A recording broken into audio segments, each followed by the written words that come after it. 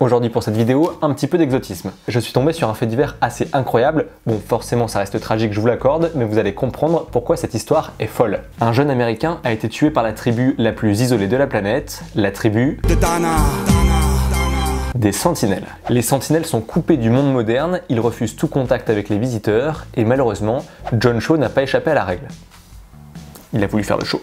On a retrouvé le journal intime de l'aventurier qui disait vouloir apporter Jésus à cette tribu. Bonjour, je vous apporte Jésus. Il est parti faire cette croisade qui lui tenait à cœur, mais il n'en est pas revenu vivant. Quelques jours avant de mourir, John Shaw avait noué un premier contact avec les sentinelles, puisqu'il leur avait apporté du poisson, mais un des enfants de la tribu lui a tiré une flèche dessus, et heureusement, la Bible de l'aventurier a stoppé le tir. Forcément, l'Américain est effrayé après ce premier contact houleux, et il écrit en gros dans son journal « Je ne veux pas mourir ». Finalement, quelques jours plus tard, il se décide d'y retourner malgré tout, mais il est attaqué et tué, et les pêcheurs retrouveront son corps le lendemain matin. Vous l'aurez compris, cette île n'est pas forcément propice à un tournage de Koh-Lanta. Il y a déjà eu plusieurs expéditions pour tenter d'entrer en contact avec ce peuple, mais ça n'a jamais fonctionné, et l'Inde a définitivement abandonné cette idée dans les années 90. Mais un universitaire indien du nom de Trilokinath Pandit.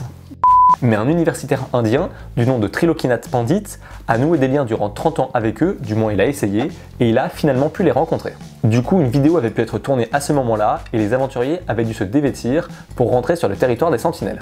Malheureusement, c'est un petit peu le seul contact cordial qui a pu être noué jusqu'à présent, puisqu'en 2006 par exemple, un bateau avait dérivé avant de s'échouer sur cette île, et les deux pêcheurs indiens à son bord avaient été tués. Un hélicoptère a tenté de survoler la zone pour récupérer les corps, mais il a dû faire demi-tour, car on lui tirait des flèches dessus. On estime que ça fait 60 000 ans que cette population vit là-bas, elle descendrait des premiers hommes à être partis d'Afrique, qui est le berceau de l'humanité, je vous le rappelle. C'est un peuple de chasseurs-cueilleurs et il serait environ une cinquantaine sur cette île qui fait la moitié de Paris.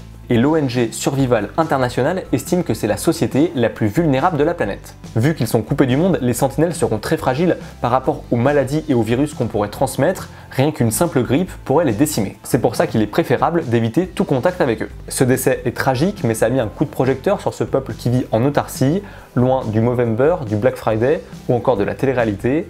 Mais est-ce qu'on peut leur en vouloir de se protéger de ça? Au moins là-bas ils sont tranquilles, il n'y aura pas de blocage de gilets jaunes. On en a fini avec cette vidéo, n'hésitez pas à vous abonner en cliquant par ici, vous pouvez me rejoindre sur Facebook et sur Twitter, les liens sont dans la barre d'infos. Puis n'hésitez pas non plus à liker, commenter, partager la vidéo si elle vous a plu. Quant à nous on se retrouve dès demain pour une nouvelle vidéo, d'ici là portez-vous bien et tenez-vous informés. Ciao.